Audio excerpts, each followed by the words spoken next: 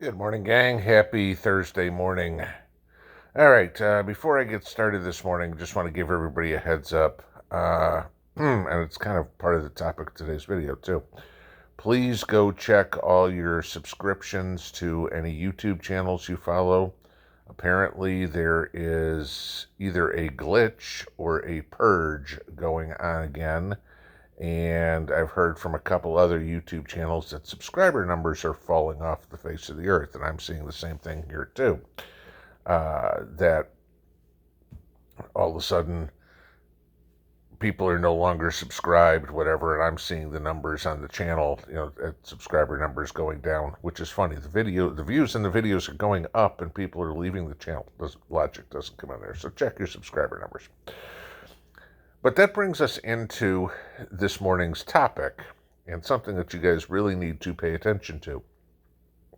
And this is the censorship that is starting to get shown quite well.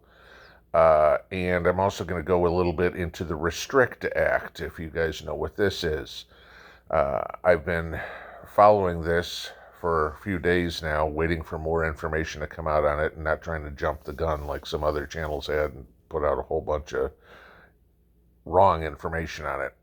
But so starting out with the totalitarian desires of this administration, there is a current lawsuit that is going on. Okay, it's Louisiana and Missouri versus Biden et al. All right, and others, which they filed May of 2022.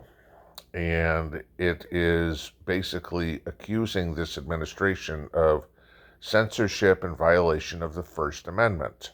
Now, we all know that YouTube, Facebook, Twitter, Instagram, anywhere was massively on a campaign against misinformation and disinformation regarding COVID. I mean, can't tell you how many times I got my hand slapped for saying things. We all know the different topics that we're not allowed to speak about.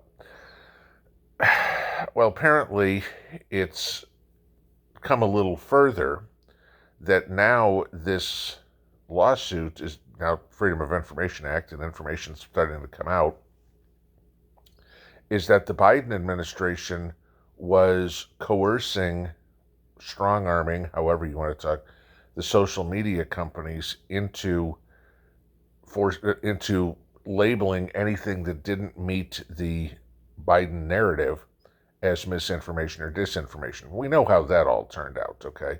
The misinformation and disinformation was all coming out of the Biden administration, and the truth never got to the people. And unfortunately, we have a whole bunch of people dead because of it. Well, now, in this lawsuit, what's coming out even further is Biden's administration was even trying to coerce Facebook, Meta, who owns Instagram, into restricting your personal messages.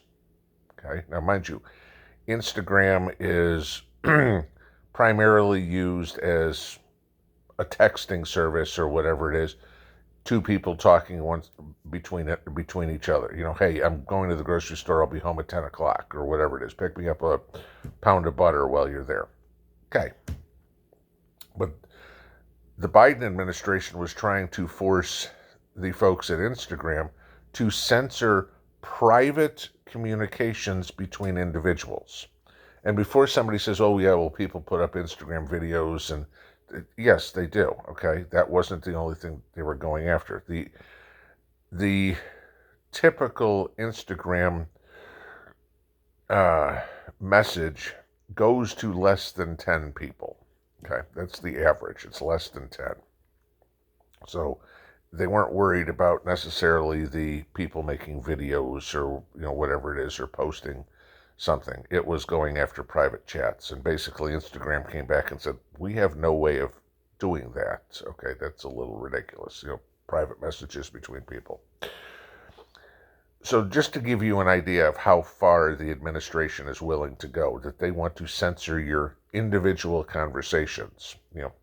We all know that your TV's listening to you, your phone's listening to you, your laptop's listening to you.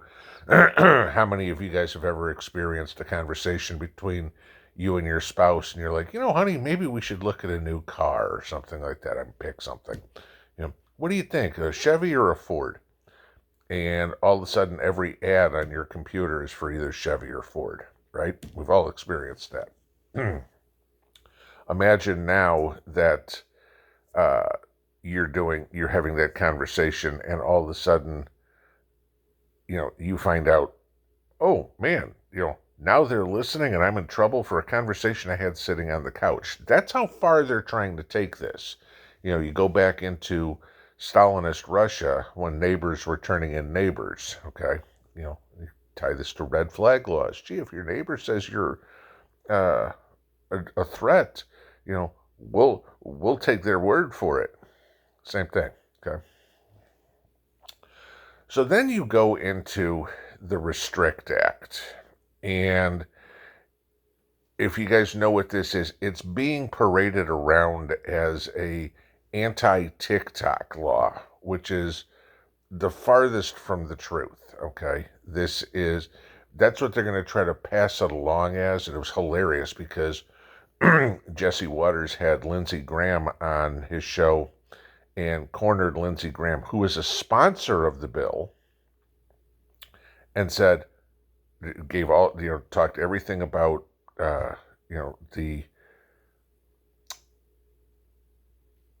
what's the word I'm looking for? The censorship, the oversight of the American people.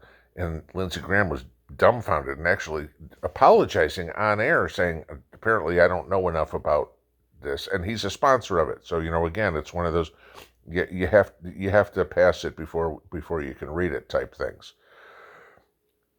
What the Restrict Act is doing is it gives the Secretary of Commerce and the Director of National Intelligence, not Congress, okay, the authority to determine whether or not you and me, the individual, okay, is a criminal because maybe we are working with a foreign adversary. Okay? Now, working with the foreign adversary would be using software that's made in China. Well, that would be TikTok. That'd be anything Apple, too. I hate to tell you this, okay? How many of you on other websites have to use like a Discus sign-on or whatever, or Kaspersky or something like that as your antivirus on your program? Sorry, you're now working with a Russian source. Okay. The antivirus software I use on my computer is Czech. Okay, they're not a foreign adversary. The foreign adversaries, again, are Russia, China, Venezuela, Iran, and North Korea. Okay, not that you're going to get a whole lot out of North Korea, and I don't think a whole lot of us have problems with using too much Iranian software. But Russian and Chinese, quite a bit. This is a big deal, okay? It's punishing people, Americans, not punishing the Chinese, punishing Americans for using, even if we don't even realize it, any sort of technology that is made in a foreign country. Now, I'm going to give you this. These are the senators that are supporting this. Tell me what they have in common. John Thune, Deb Fischer, Jerry Moran, Dan Sullivan, Susan Collins, Mitt Romney, Shelley Moore Capito, Kevin Kramer, Chuck Grassley, Tom Tillis, and Lindsey Graham. Can you say rhino? Okay. This is, again, an anti-American, anti-U.S. citizen policy. You're forbidden from conducting any sort of business transaction with any of these countries.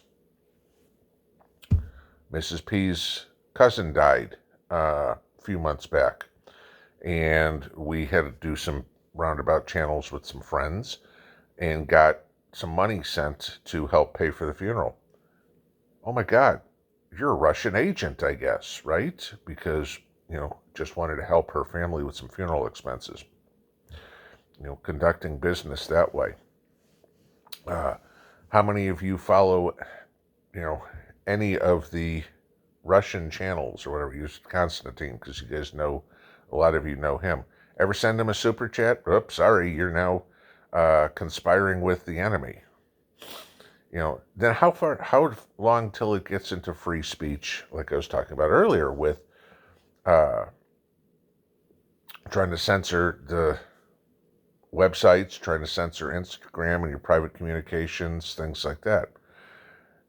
Gee, you have a conversation post somewhere that, I don't know, you're against the war in Russia, against supporting Ukraine. Oops, sorry, you're a national security threat.